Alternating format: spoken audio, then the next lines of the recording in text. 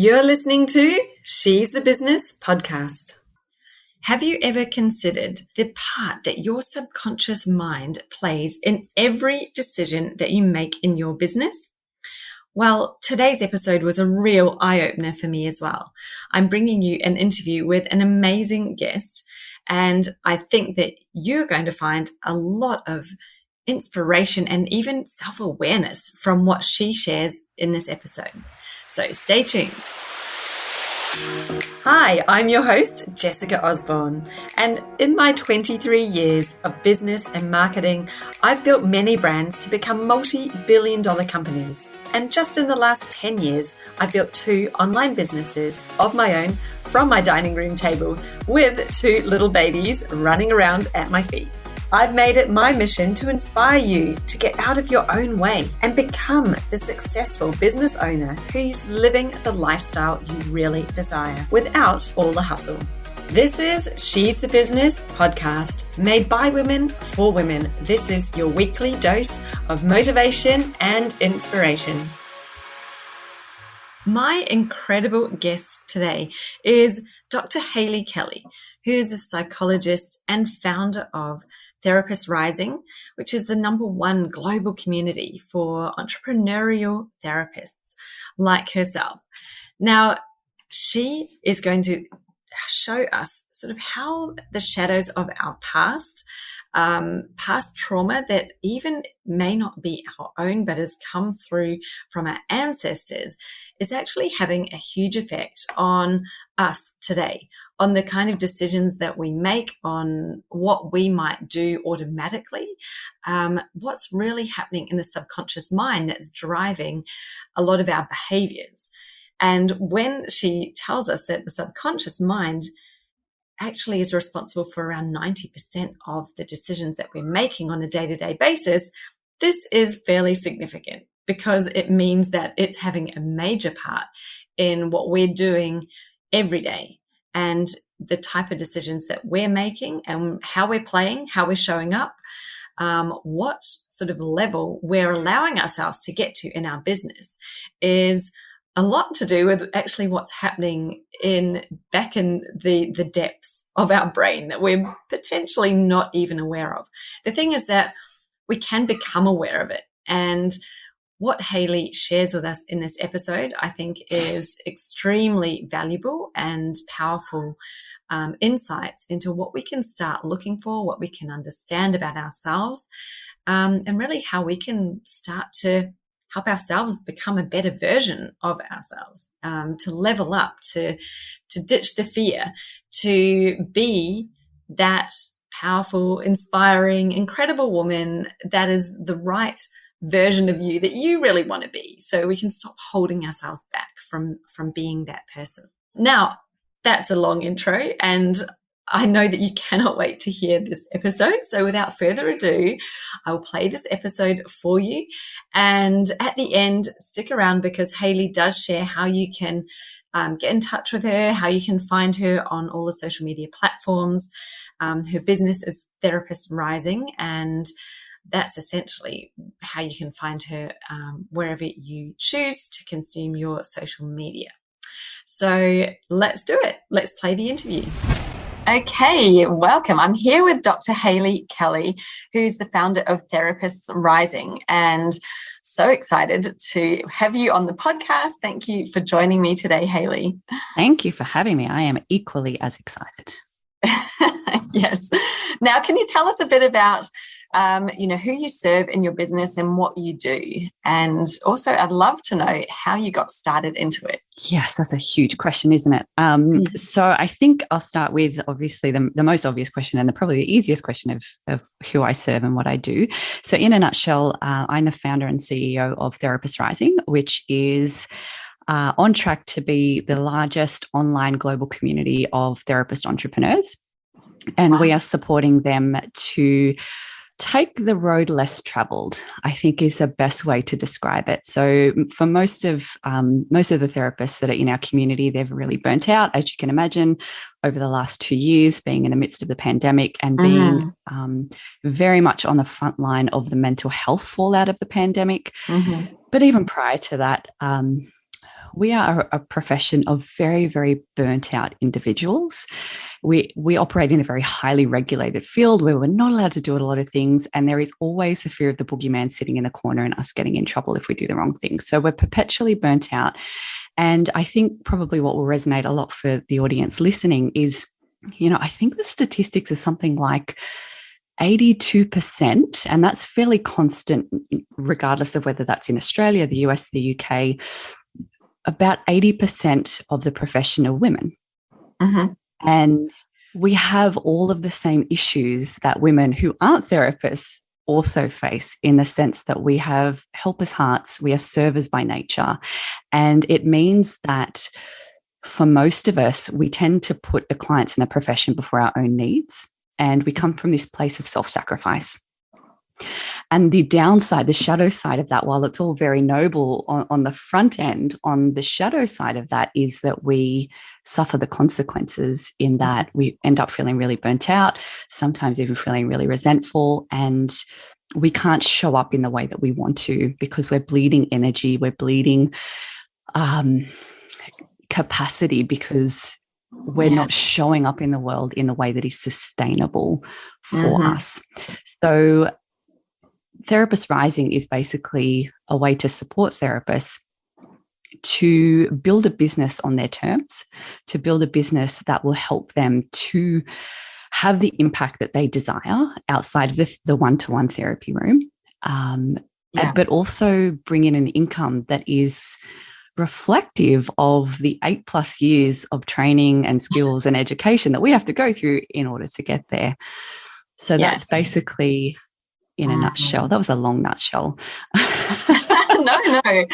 I just relate so much to that. Obviously I'm not a therapist. I did marketing and business degree, and I went into that space in my profession. But, you're so right that as women, we are naturally servers, and we naturally want to help people and have that nature also of self-sacrifice, which I think is even amplified once we become mothers, because we actually get trained to put everybody else first. When we have kids, it's like you kind of have to, because you're keeping this child or baby alive, and you might not have a shower for a day, and you might eating, it's like we end up eating scraps off your kids' plates. And I catch myself doing that all the time now, and I'm like, what am I doing?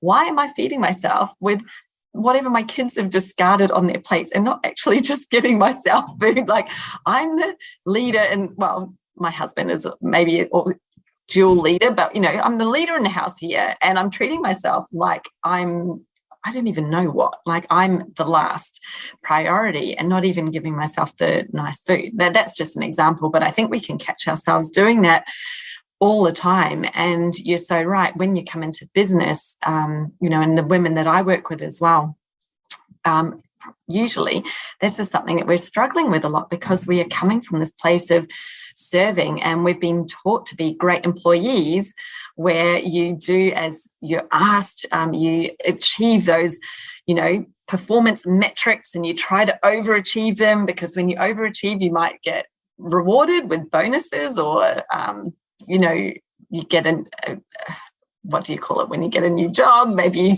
you can get a promotion. That's the word. It's all of that. And then you come into business, and you're bringing in all of that total subconscious programming around how to behave and what's the right thing to do.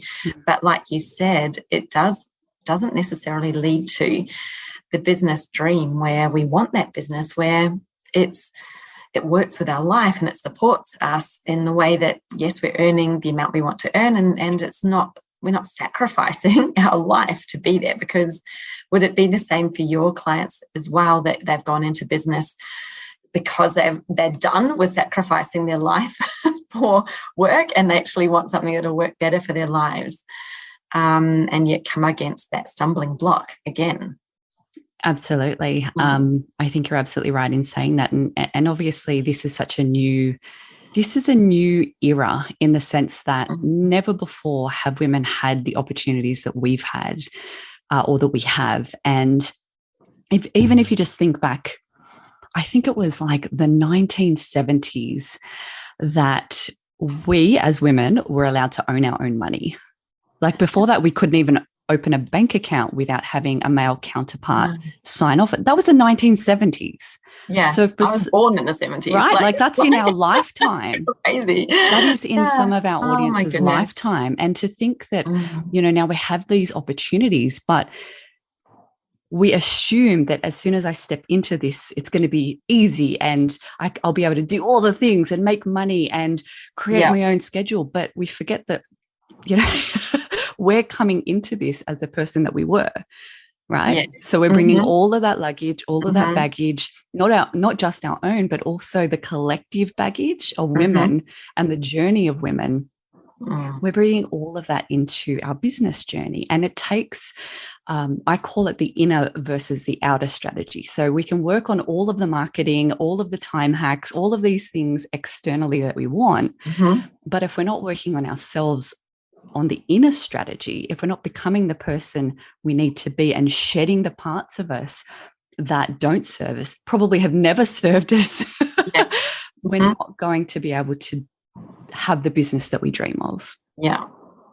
So true. And you're going to stay on that road, well, I like to call it the treadmill, where you're working really hard, running your heart out, and you're not going anywhere, because it's actually not about the running that's going to get you there. It's about the thinking, what's inside. And it's the same, like you say, with what's happening inside of you and the parts. And I can't wait to get into some of these subconscious mind blocks that we have and all of that, which I'm really interested in. But even in marketing and business sense, I say to my clients all the time, well, it's not about the activities that you're doing that creates a success. It's about the strategy behind it.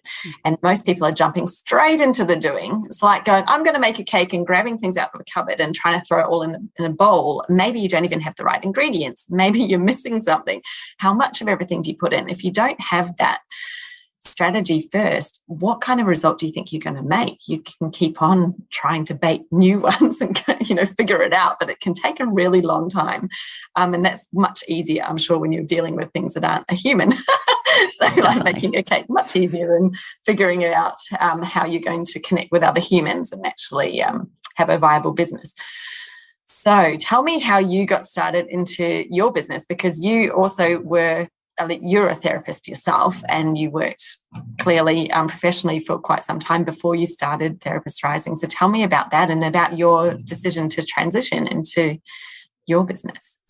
Yeah, so that's a really interesting story, as I think everyone's origin stories are very interesting stories. But, as far back as I can remember, I've always been entrepreneurial. So even if I think back to my primary school years, where my friends would be writing in their diaries about their latest crush and, being very, very typical of that age, I was very atypical in that age. Instead of writing in my diary about the latest crush, I was writing in my diary about all of the social issues that I felt really deeply about and thinking about ways to overcome them and to solve them. So I literally have diaries full of ideas to social problems that I was going to solve as an 8-year-old. Wow. So so I've always been very entrepreneurial minded, but I think probably like many women, there comes a point in time where instead of becoming who we are, we become who the world thinks we should be, whether that's our parents, the society at large, our friends, our peer groups. We mold and we shift. And I think as women, we're really, really good at that, to our own detriment. We're really good at molding and shifting into who we are expected to be at that point in time, at that point in our lives. And I think I fell into that trap. And, I sort of took the traditional path, even though I was very, very different. Like I thought very differently to the people around me. I still do. And even though that was sort of there, I would get these messages of basically stay in your lane. Like, that's a silly idea. Or, the pat on the head of, oh, that's nice. Aren't you so cute? Get back to your schoolwork sort of thing. So it was almost, I think, beaten out of me. And along the way, I think I forgot about her. Although she'd continued to exist, I think she became like the ghost in the nursery in the sense that she continued to speak, but she continued to speak in a way that I didn't listen to. And I think eventually I had ignored her for so long that she became the diseased part of me. So I think she started to express herself through things like depression and feeling languish around, I just don't feel that satisfied with life. Like that question, that perpetual question of, surely there's more than this. Yeah. And I think eventually it all sort of came to a head. I went through the very traditional road of becoming a clinical psychologist, jumped through all of the hoops to do that, including 8 years of education, then did my PhD, practice, did all of like the normal things that you do. And it sort of came to a point where my son was born and I fell into a really deep postnatal depression. But it wasn't recognized at the time. I had a really horrific and traumatic birth. I think it was probably undiagnosed PTSD, which then obviously in the fallout of being a first-time mum and having this newborn to care for with virtually no village around me to help, I fell into depression. And I think I look back on that version of me and I think, well, no wonder. Like, what else could we expect, right? Yeah. And I think at that point, I sort of had those epiphanies of, I don't want to be doing this anymore. This is not working for me, but I didn't know what else to do. This is all I've ever done. So who am I to flip the script? Like, who am I to do things differently? What will other people say? All of those things that come up. What will my colleagues think? What will my mum think? I've worked so hard for all of this. Exactly, yes. Because I think this is I'm sure that people listening, the women listening, they can relate, especially if you've been in a profession, in a career, and you've had a child. I'd done exactly the same. It's like I'd worked for this for 20 years. I wasn't, but I was like, I don't want that anymore. I had that same epiphany, like, what am I doing? I can see where it's leading. I can see what I thought I wanted and the life they have, and they're not spending any time with their families or having time for themselves. Do I really want that? And it was a big answer of no way. So Definitely. I can completely relate to that. And it's just that moment of, but what next? Because this is what I worked for. I've spent 20 years building this. Am I just going to throw it away? Or, there's a lot of fear around that decision. So yeah, absolutely. And not just our own fear, right? And I'm sure you had this as well, but the fear that's projected on you by others who are well-meaning and are trying to protect you, but nonetheless projecting their own stuff on you around, don't leave the safety of the known to jump into the unknown. Like, oh my God, do not leave your job. What are you doing? You're being crazy. This is just a phase. Yes. Like projecting all of their own fears of stepping out of the ordinary onto you, which I think only amplifies the fear for us. Yes. Yeah. And I think as women, like you touched on before, we're very hypersensitive to other people and what they think. And I even see it. My daughter, she only just turned 5, but she's very aware of other people. Whereas I noticed the difference with my son, like he could not care less what other people think. He's got a massive big, buffer there and you think, well, it would be nice if he was more aware. But then at the same time, actually, maybe that's why we get into this place as women, because we're so hypersensitive to others and what they're thinking and feeling. And we try to be the right one, the right thing, and do the right thing. And we're so influenced rather than really leaning into ourselves and what we probably already know inside. Absolutely. And we just have to remember that, right? So it's almost this moment where we have to remember who we were before the world told us who we were supposed to be. And I think, you're touching on a really important point there around the idea of socialization and how culture and our social lives influence from a gender perspective who we become. And I can't for the life of me remember the author's name, but it's in the book. I think it's called Burnout. And the authors talk about the idea of men being human beings where they're allowed to be who they are. They're allowed to have these dreams. They're allowed to do these things because society allows that to be. But women are human givers. We're not allowed to be. We're not allowed to have these dreams. We're not allowed to do these things where we put ourselves first for the sake of the family. We have to put the family first at the sake of ourselves, which I think is a beautiful distinction about what we're talking about now. Yeah, that's so true. And it's just programmed in, like we don't even realize that we're doing it, and everyone's so well meaning around it as well. Absolutely. And one of the things that I absolutely love to talk about is the influence of historical trauma and ancestral trauma, and how very clearly now from a scientific perspective that's being found through epigenetic sequencing and all of these amazing new, very future-focused science that's basically showing us trauma is passed on through the genes. Right. So you don't have to have experienced something for it to play out on a genetic level in your life. Right. So if you think about being a woman, and if you think back only a couple of 100 years ago, women were burnt at the stake, right, for being what was called a witch, but for the most part, for being open, speaking about what they believed to be true, for practicing things that they felt to be true for them, for having beliefs that weren't consistent with the broader narrative. They were burnt at the stake. So imagine from an epigenetic perspective, we carry that trauma somewhere in our lineage. How does that play out for us in terms of fear of being visible?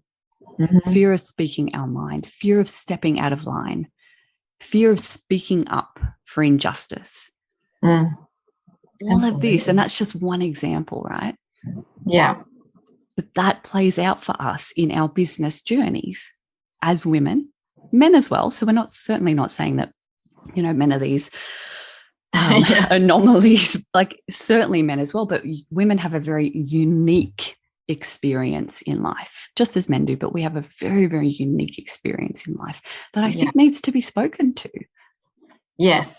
And I guess the more aware that we are of it and what we can do around it can just only help, right? Boost us and get us into the right place so that you can achieve the things that 100% are possible.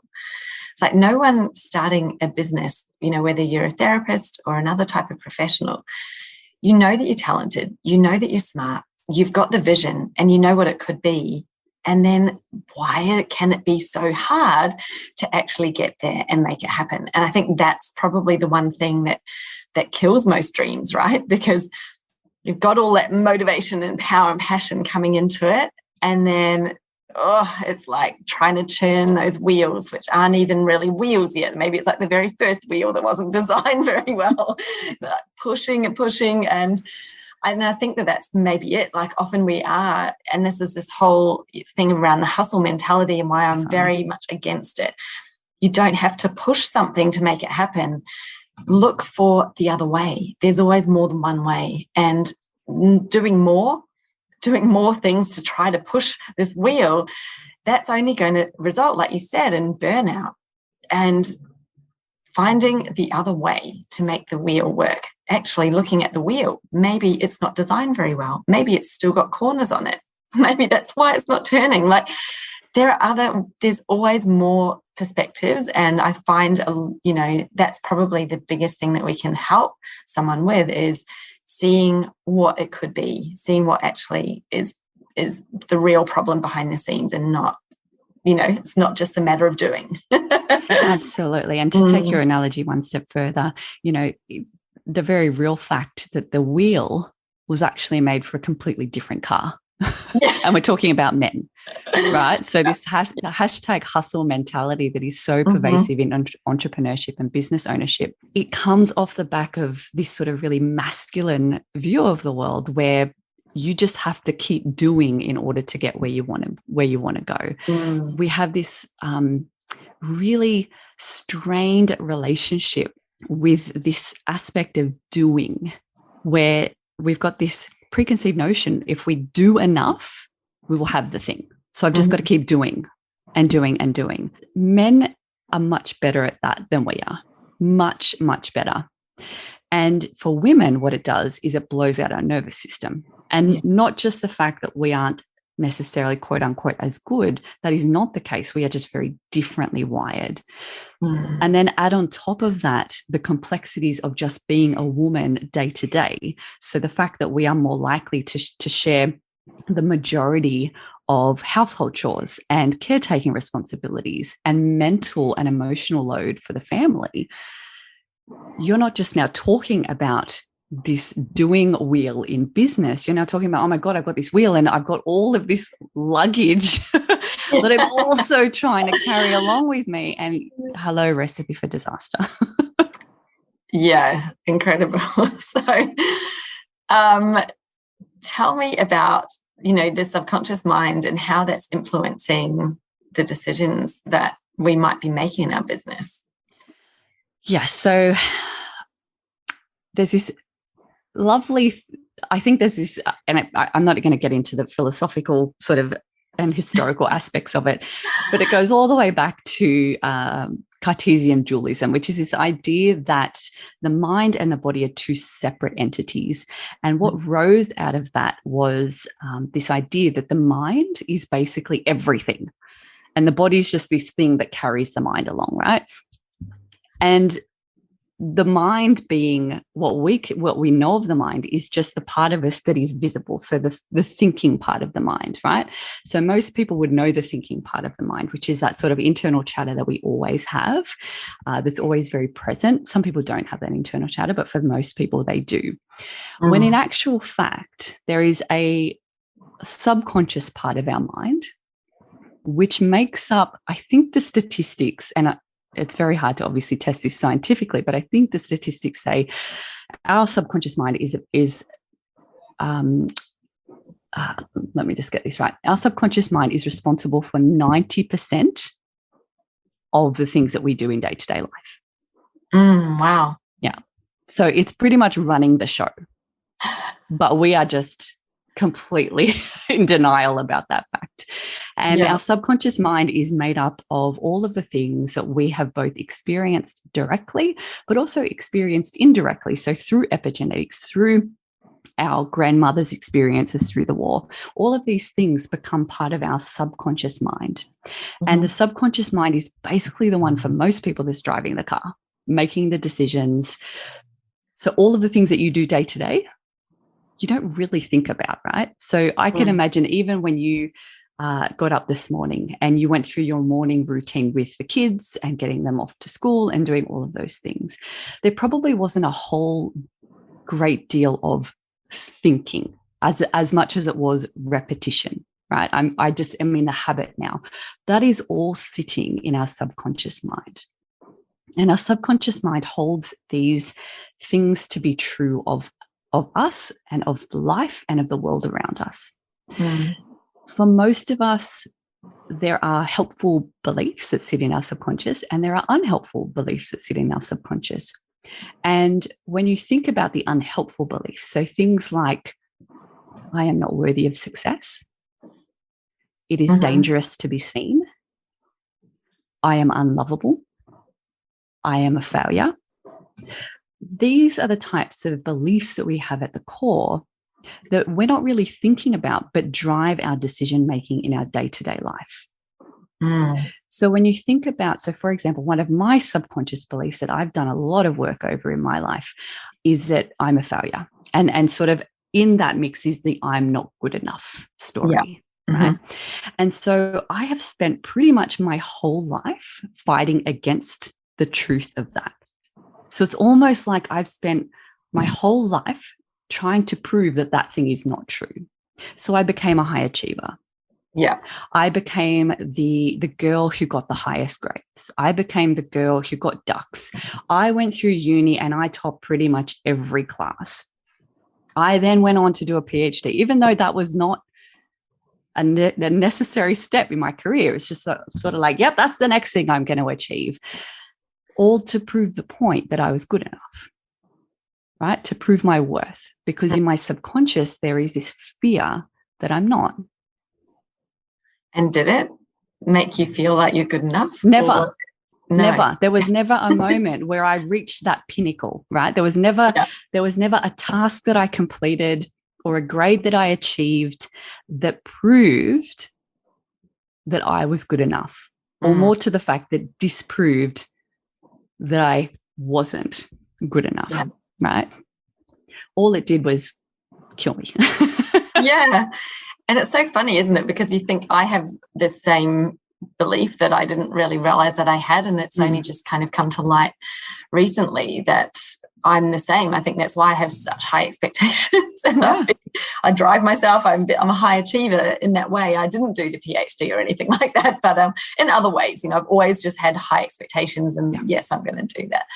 And you think, well, what is enough? Like when you go, well, what's good enough? Well, how would I have ever known when I've got there? Because we don't even define what that is, right? So like, oh, I'm not good enough. Well, and what are you judging that based on? Because there's always going to be something else you can do. There's always going to be a way you can improve. And it's like in business, I say all the time to my clients, and I need to say it to myself all the time as well, is there is no such thing as perfect. You can try, you can be up all night, you can work all week, you can do whatever.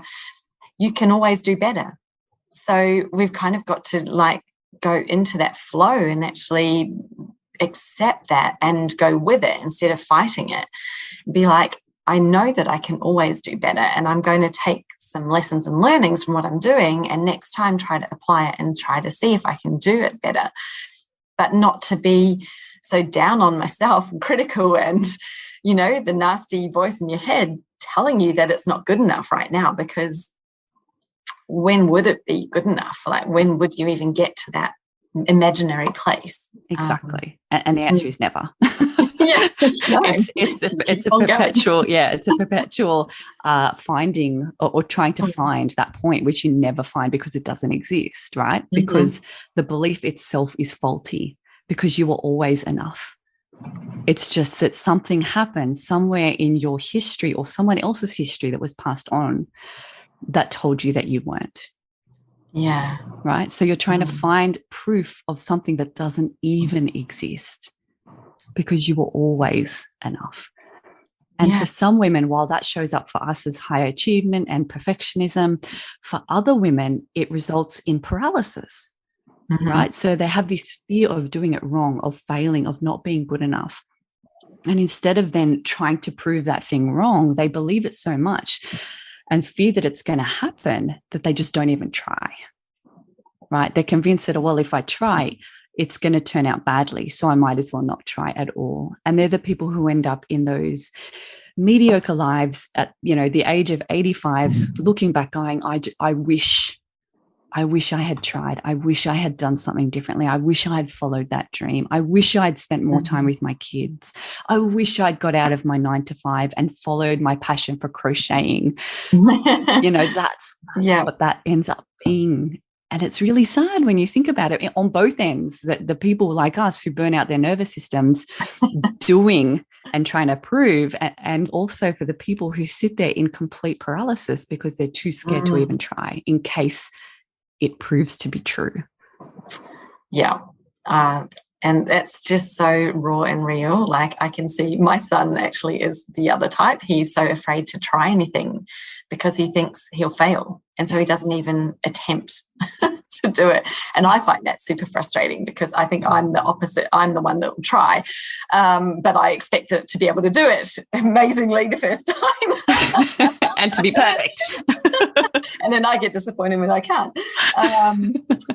Yeah, wow. And once we've kind of got this awareness, what do we do then? Like, where to from here? What should we be doing? Absolutely. And I think most importantly is awareness is the very, very first step.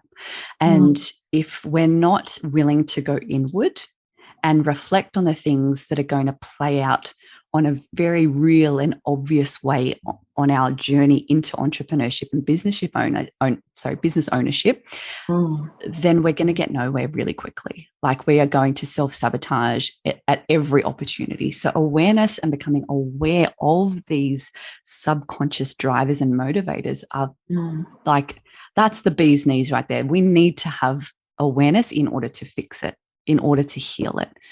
And so once we have that awareness, then we can work on healing. And what healing looks like is going to be very different for different people. So for some people, therapy is a good option. For me, I am so intellectual. I am so disconnected from my body, because being in my emotions was always too dangerous, right? Because then I would become overwhelmed and I would shut down, or I would have panic attacks or do whatever. So I just learned, okay, just don't go into your body, stay in your head, be intellectual, and you will be safe. And for me, therapy was really difficult because of that. I would just stay in my head and I would intellectualize my problems until the cows came home. So I've got this really great awareness, but it never dropped into healing because I was too scared to make the transition downwards. And so from my experience, from the experiences I've had with people coming through my therapy office, but also now helping other therapists to heal their own stuff, one of the things that I know to be fundamentally true is that we have to do healing on the level of the body. Okay. Right. So there is, and I'm sure you and probably a lot of your audience have heard of cognitive behavioral therapy, which is the gold standard treatment. Some white man, some old guy somewhere in the US told us that CBT was the thing that you need to do in order to be doing therapy, right? And what we've found, and what I can definitely reflect on from my own journey, is that CBT was like, it just played into being in my head. Right? It didn't actually address my nervous system, which was completely shot and was showing up in the way of exhaustion, chronic fatigue syndrome, unexplained pain, migraines, feeling perpetually sick, digestive issues, skin issues. All of these things were symptoms and signs that my nervous system was fried. Yeah. But I'm sitting here with another therapist just talking about the fact that I'm fried. It was never going to work. No, so what I've learned in my experience is that we have to get the body involved. And some of the things that I've found particularly useful for my journey, and I've subsequently then become trained in along the way, are things like breath work, things like EMDR, which very much help to bypass some of the talking aspects of therapy and get you into the body and into the nervous system. So that is eye movement desensitization and reprocessing, which is a very, very awesome, very new therapy, which involves basically cleaning the desk. The analogy of putting things where it needs to go. So it uses the body to process unprocessed traumas, which sit in our nervous system and create very noticeable symptoms for people that they just don't connect with. They go to the GP, like, oh my God, I'm experiencing headaches. Here's this medication. Not I'm experiencing headaches because I'm holding tension in my body because I'm perpetually anxious because of X, Y, and Z that's happened in my life, right? Yeah. So I have found particularly breathwork. Breathwork has been something that has changed my whole life in ways that I cannot even begin to express, and in ways that when I do express, people look at me like, this girl is crazy. But it really, really has, because breathwork is something that has allowed me to get out of the thinking and into the body where the real healing needs to be. Wow. Yeah, that's so powerful. And you can imagine when you're combining them together, actually being able to get the thoughts out of your head, but then also working with the body to calm the nervous system. I can see how that's such a powerful combination that, I just never even thought about it like that before.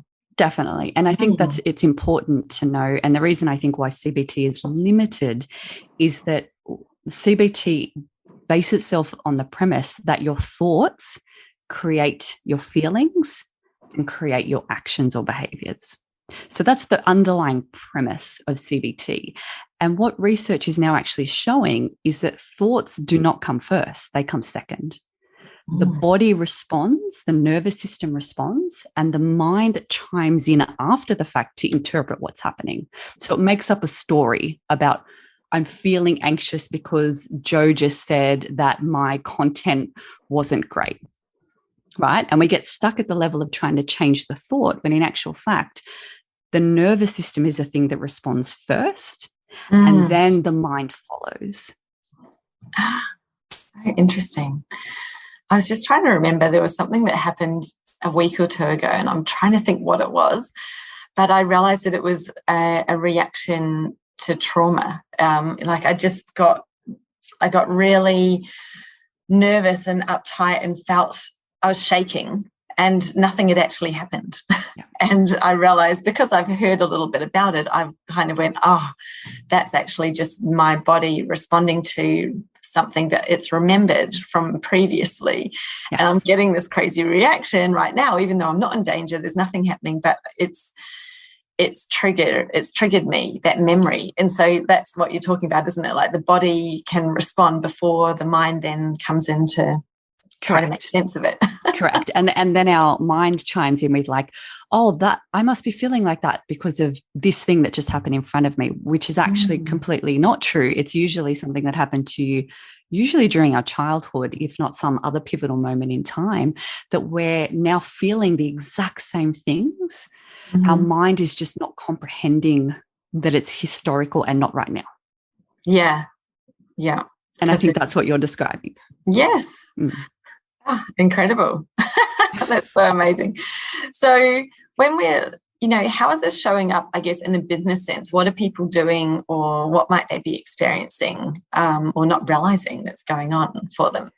Yeah, absolutely. So I think from my experiences with my population and niche that I work with, from my own experiences coming through this, and even conversations that I have with you, for example, Jess, even before we got on this call, we talk about things like being scared to show up on social media, or being scared to put a dollar figure on our services, to pricing appropriately, to taking risks in our business. And they might be tiny risks, but they're risks nonetheless. And all of our historical stuff, all of these things that we hold in our body, in our subconscious, in our nervous system, they play out in our day-to-day business life. So for me, for example, one of the things that I found really difficult was the fear of getting in trouble really played out. So being in a highly regulated field, we've got our governing body, which basically lays down the law for us. Like, you cannot do this. You can only do this, and it can only look like this. And if you dare step out, then you will be deregistered and publicly shamed and stoned in the street and all of the rest of it. And so there's this very real fear of stepping out of line and doing the wrong thing. So it just meant that I would just sit in paralysis. Like, I would just sit there in burnout, knowing that this wasn't working for me because I was too scared to step out and do something different.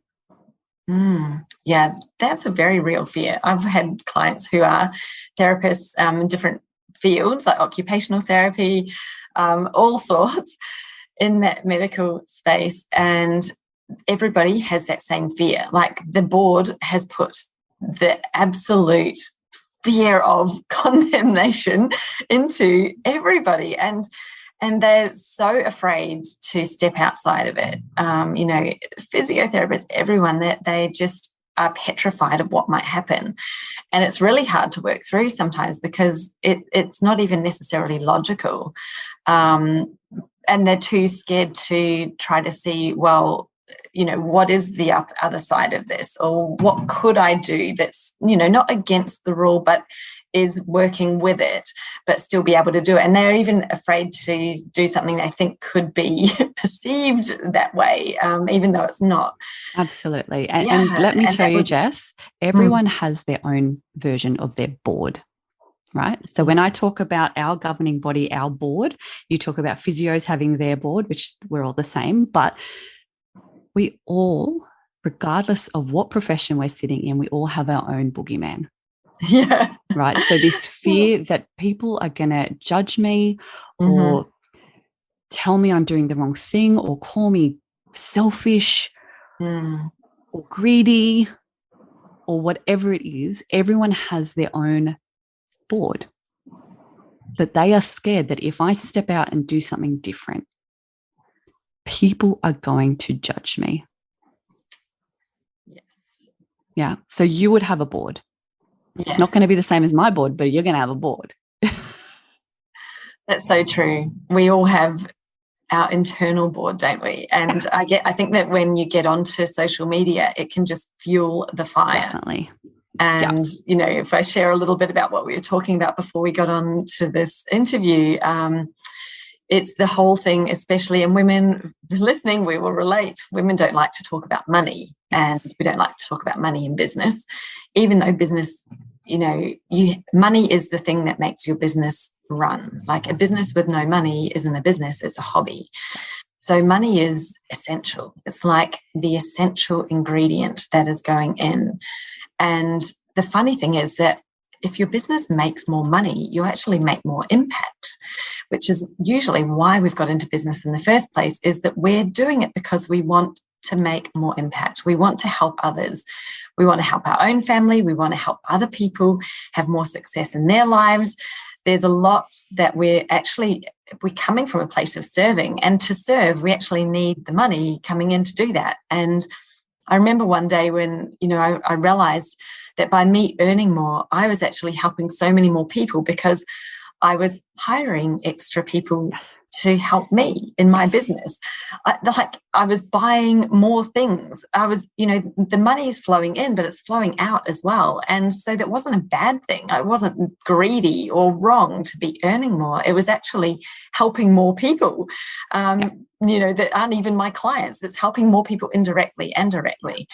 And it's a funny thing because I never talked about it in my first years of business. It was a topic, it's taboo. I avoided it big time. I didn't want to be seen as someone who is fake and someone who's talking about money. Yet here I was helping people be more successful in business, which of course is about them being more profitable and being more profitable in less time. And so my board, I guess, is one of them was this whole thing around money. And I realized that I've been working on my money blocks and beliefs over the last year, and I've got a lot more comfortable with it, and a lot, I've addressed a lot of them. And I went on to Instagram the other day and I saw someone who had done a post that said, if you see anyone talking about six figures, run for the hills, run a mile. And it triggered me because now that I've worked on my beliefs, I'm like, what? This person clearly has got major money issues, and they're on Instagram telling everyone else their fear and to be afraid and to run for the hills. Whereas six figures is not crazy. It's not out of this world. There are people who rock up with no experience, who get themselves a license to drive a small truck, and they're earning 100, 200 grand just delivering things. That is not a profession. They haven't gone to uni for that. They're not skilled. They don't have years and years of experience. Why are we so afraid of talking about six figures in a business for women when we should be feeling like that is entirely possible, very much so. And actually the sky is the limit, but let's not be afraid of just getting to that point first. I'm not saying you're going to get there in a month and 2 months when you're starting out, but it is entirely possible. We shouldn't be running away from people who are talking about six figures. We should be running away from people who are saying, run. Yeah, don't talk about it. They clearly have got money blocks. And if they're trying to help you with your business, then you're getting help from someone who's got some real issues around money. And why are we so scared of it? So that was a little insight into the conversation that we had before we got on here, because it really fired me up. And it was funny because I probably would have been one of those people running back, if go back 5 years, and I might have been like, oh, who is this person? What are they talking about? When someone's talking about six figures. But now I'm like, no, actually, that is exactly what I help people do. And it's not doesn't have to be a big number. Just break it down. Like, stop thinking about it like it's some huge mountain. Like, the first step, and break it down to a month or a week. And it's not unachievable at all, and it can be easy. It's just about the way you approach your business. Absolutely. So anyway, absolutely. Long little detour there. Well, not a detour at all. It's so relevant, right? Because this even ties in back with what we were talking about, at the start of this talk, was up until the 1970s in this country, we didn't own our own money. As women, we don't know how to handle money. We don't know how to talk about money. Most of us are not even financially literate. And that's what these are the lessons that we need to learn, that we need to step into and be really brave and have conversations around. Because my personal belief, and I'm sorry if I'm projecting this on other people, but my personal belief is the more wealth we can accumulate as women, the better off we will be as a society. So the more wealth there is in the hands of women, the better off we will be socially. Because women, we have service hearts. We're not here to be, the CEO of Amazon and hoard billions of dollars. We are here to spread wealth, to make people's lives better. And I know that's certainly the case for me.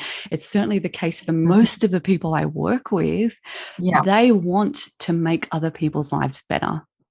Absolutely. Right? And that's what you think about. You're like, what would you do if you had, got to that level of insane success? And, we don't need to build national, global, huge conglomerate businesses to get there. It can be a small, lean business, and you can be highly successful.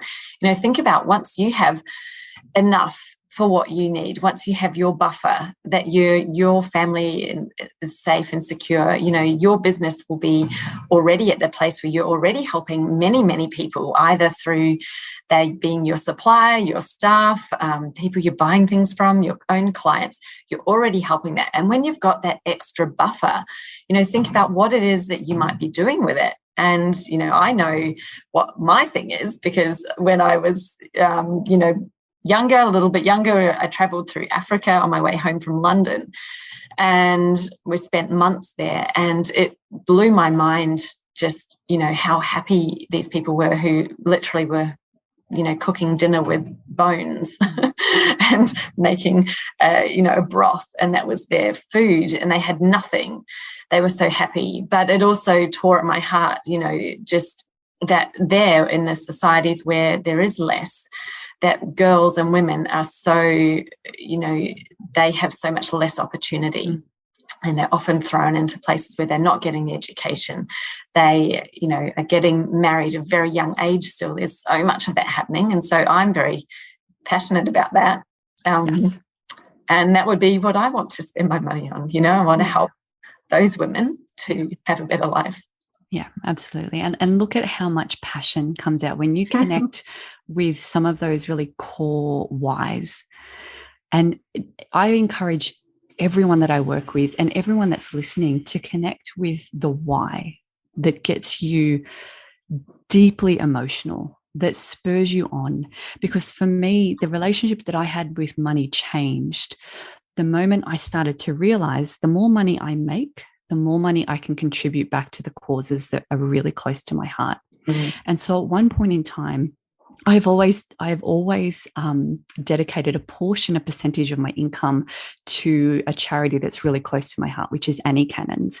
And they are a charity who upskill primarily women, but survivors of child sex trafficking.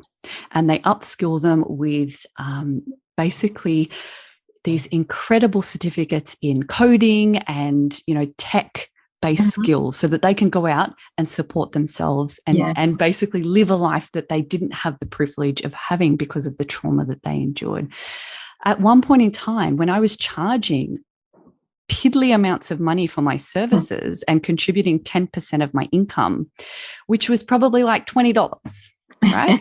Which is great. Like, that's a good start. But then I thought, well, hang on a second. What if I was making $2,000 instead of $200? What if I was making $20,000?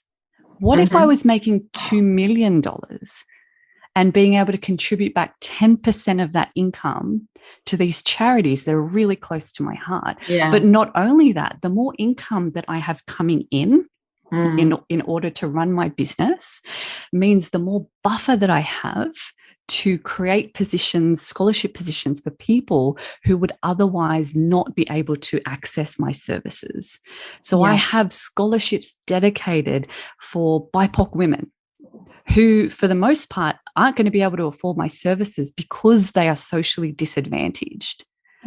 If I have a big enough buffer in terms of being able to run my business, meet my financial needs, contribute back to society, these scholarships become a very real option for me. But if I'm undercharging and I'm barely able to meet my daycare costs and my mortgage costs, there's going to be no room in my business to give back.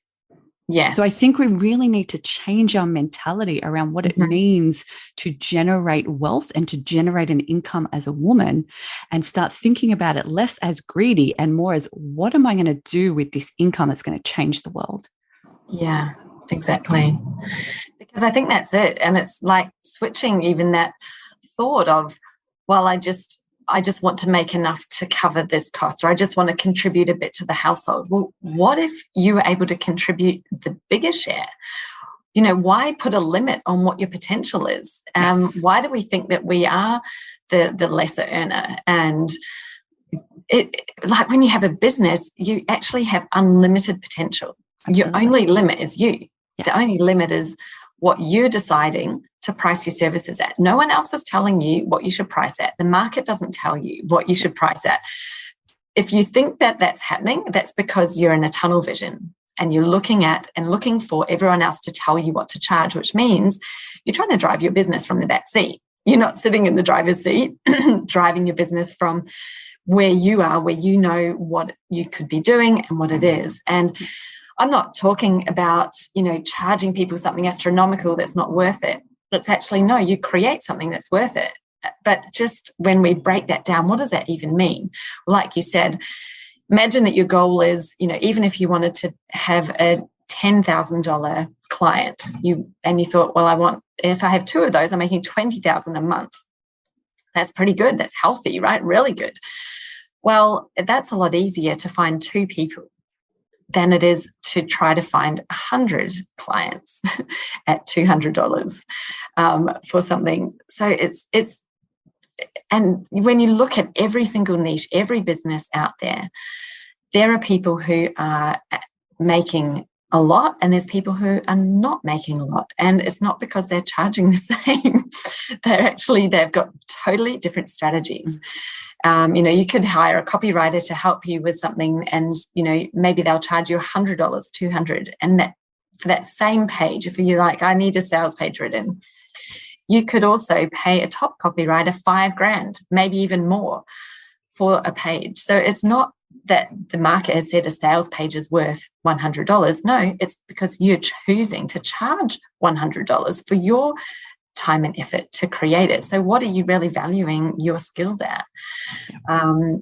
You know, they're not worth, there's not an amount that they're worth. It's what you choose and what you decide that you're going to do and put out there is what it's worth. And the more people that, if we stop trying to compete for the scraps on the bottom and actually, you know, take that leadership and step into the driver's seat, I think. Absolutely. I can't agree more with you. And just to further that point, and I'm so sorry, I'm on a rant here and I know that you're on a rant with me, so let's rant together. But what I also would love to see, and this is what I work with the therapist that I work with, is we need to figure out a way to unhook ourselves from what we think money means about our worth.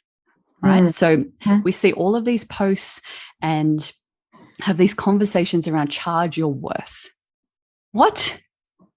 Like, what does that mean? What does that mean? Because what that means to me is if you are charging your worth, that means if you don't get that income, you're unworthy. When in actual fact, money has nothing to do with our worth.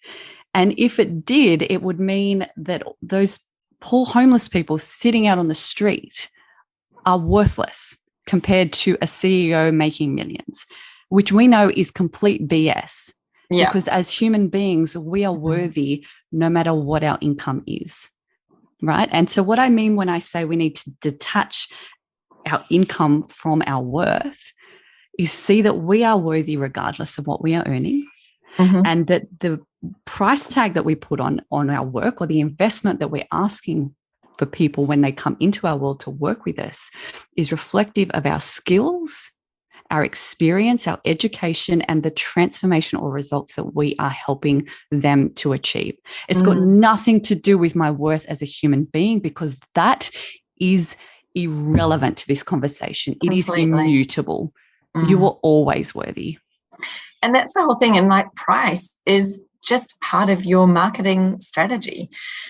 You can change it in an instant. You can just go into your computer, tack a zero, bang, done. Does that mean you're more worthy or less worthy if that price changes? No, not at all.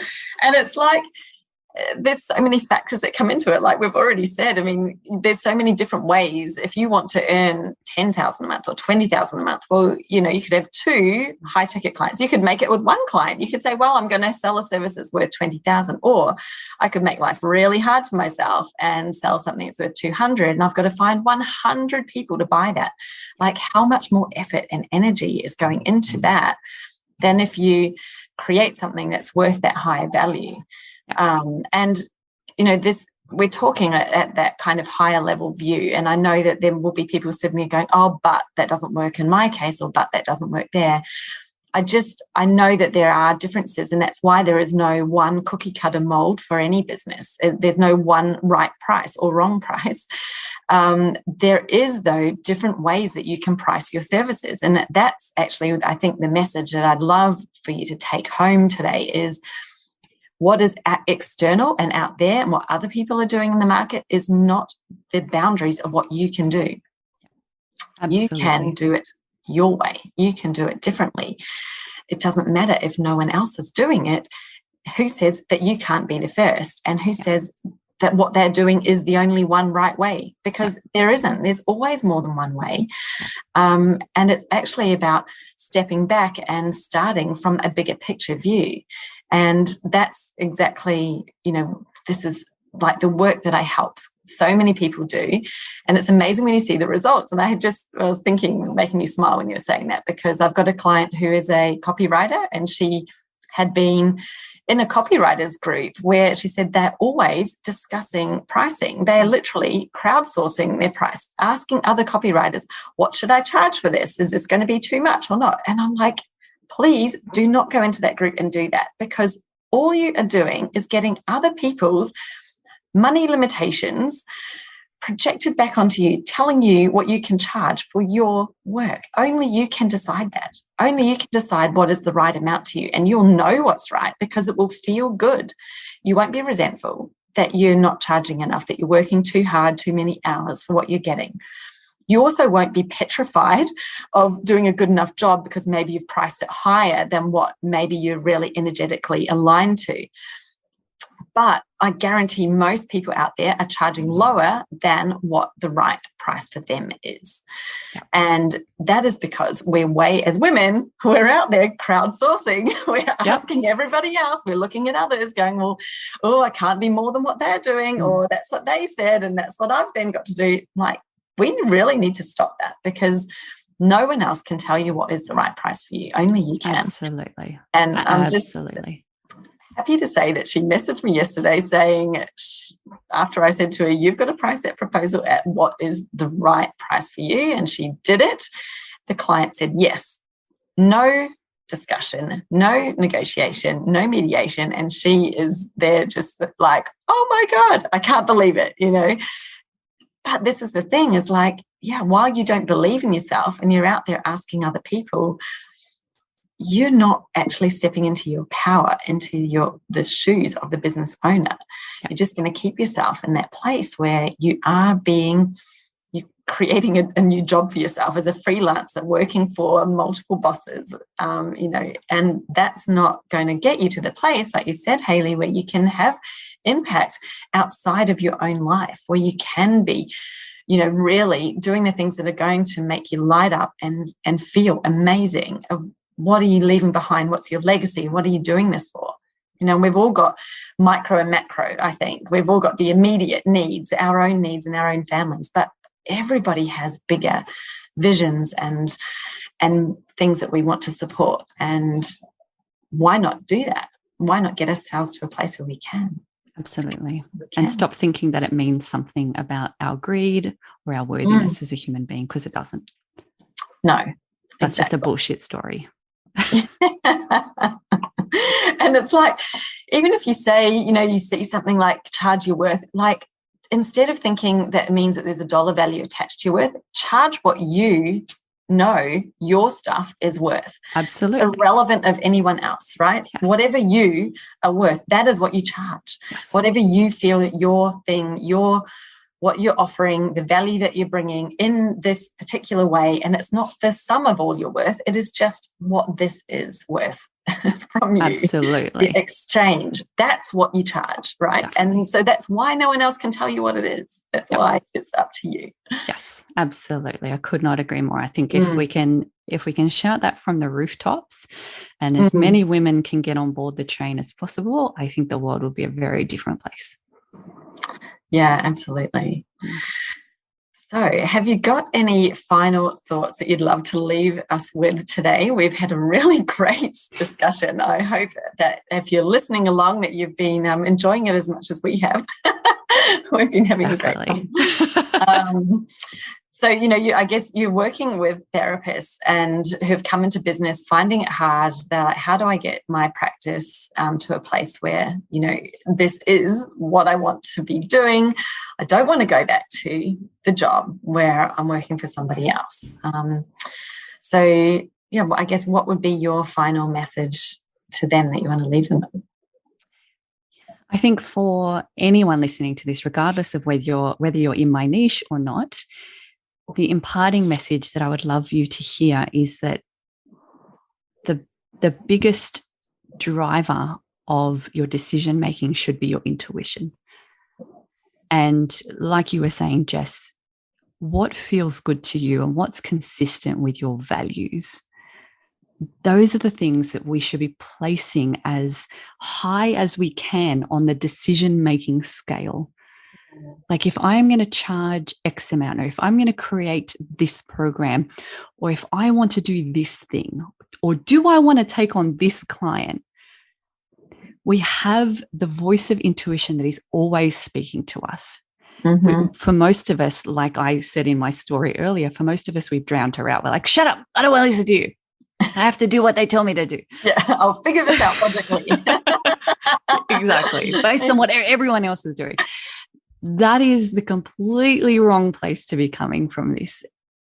We need to drop back into our intuition, drop back into our nervous system, drop back into what we know is true for us and make our decisions from there, because it is, our intuition is it's our guiding light, and our values. And I know we haven't spoken a lot about values, and I would love to have a separate conversation around that, but our values are our North Star.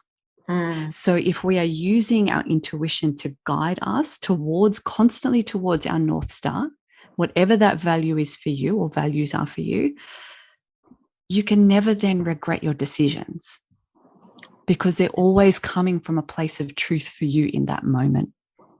Yeah, that's so true. And just think about the ones that you've made in the past, like when someone else has convinced you to do something or maybe guided you, are they the ones that you tend to regret? Definitely. Versus the ones where you've done what you decided and you knew you wanted to do? Yeah. Are they the ones that you regret? Because absolutely, I think for me, certainly, I don't regret anything that I had when it had come from within and from me and what I wanted to do.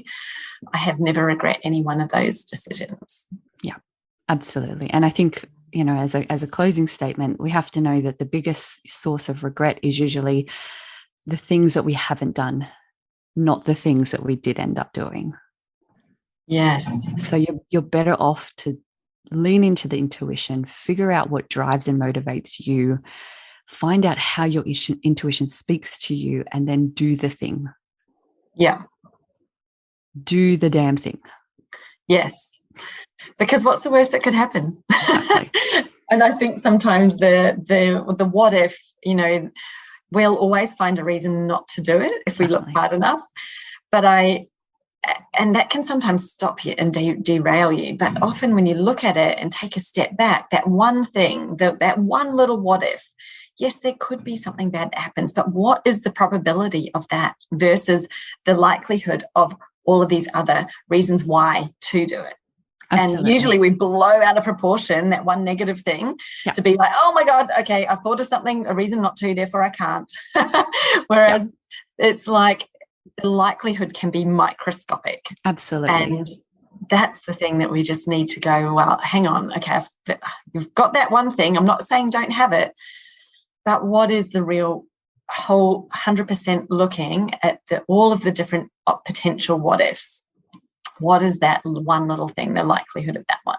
Absolutely. And in all reality, if you really dug into that really bad outcome that you're so scared of, so if I put this up, people are going to think badly of me.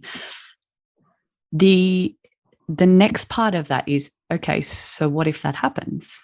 Yeah. And usually people are like, oh, well, I would just get on with my life. Right? Yeah. And for me, like this idea of financial ruin was one of the things that, like, oh my God, if I make this decision, am I going to completely destroy my family? We're going to be in financial ruin. I'll lose the house. And in reality, what I know is, A, that's really unlikely to happen. But B, even if it did happen, I know that I am savvy enough, that I have enough supports in my support network, that I'm smart enough and motivated enough that we would be okay anyway. Yeah. Yeah. Right. So there's that unwavering sense that, okay, well, yeah, there's this big scary thing, but if that big scary thing did happen, I know that I'd probably be okay anyway. Yeah. And I know for most of the people listening to this, they will also be equally as okay, even if that big scary thing happened. Mm-hmm. Absolutely. That's exactly it. And it's like, that's why we've just got to go, well, now's the time. I'm clearly thinking about whatever it is because it's the time to do it. And if I don't do it, I'm not going to get anywhere. I'm just going to be here. And more of the same place. Exactly or right. I can do that thing and imagine if I get to where where it could go. You know, we don't even know until we start. Absolutely. Or until we take that next step. Fantastic. So, Hayley, if people listening want to connect with you, learn more about Therapist Rising, or otherwise connect with you on social media and get some of your great content, where can we find you? What would you like people to do? Yes, so they could jump. First place is obviously the website, which is www.therapistrising.com. They can follow us along on social media. We have a brand new podcast that is coming out under the same brand, so Therapist Rising. And all of our social media is along the same lines. So Therapist Rising on Facebook and Instagram. Search Therapist Rising. Search Therapist Rising. Awesome. So good. Thank you so much for your amazing insights and value that you've given to us all today. I really appreciate your time. I appreciate you being here. It's been a pleasure. Thank you for having me. Thank you.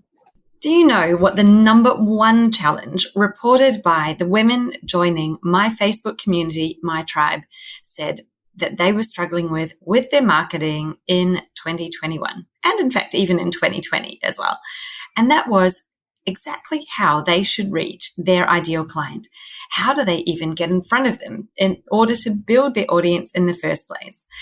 That was it. And it wasn't a pick and mix. I didn't give them that answer. It was a free text question. So they could write in there anything they wanted at all.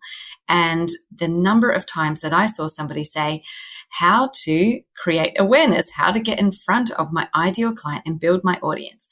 So many people just challenged by it. And why is that when there's such an abundance of ways that we can get in front of the ideal client? And I think it's probably that is exactly it. It's so overwhelming, isn't it? What should you do? What should you choose? What are the best ways? Whatever it is that you're doing right now might not be working. And I think it's a great time to sit back, reflect, and figure out what's the right way for you to do it. What are the ways that you're going to reach your prospective clients in 2022? So if that sounds like you, if that might have been what you wrote down in the questions on what is your biggest challenge with your marketing currently, then you're going to absolutely love the new freebie that I've just put together for you. It's called 12 Brilliant Ways to Reach Your Ideal Client. And in it, I share with you the 12, in my view, 12 top ways that you could use in your marketing plan this year to reach a bigger, broader audience in order to attract those ideal clients in to your inner circle, into your, really well-defined audience and become real leads for you. So if you'd like to get your hands on this brand new freebie, then all you need to do is go to jessicaosborne.com/12 ways. So it's 12 ways. Very easy. You can download it there, and this is a little bit of great resource for your planning, for the planning of the new year. See what you're going to change up. What is it that you maybe haven't been doing that you could be doing?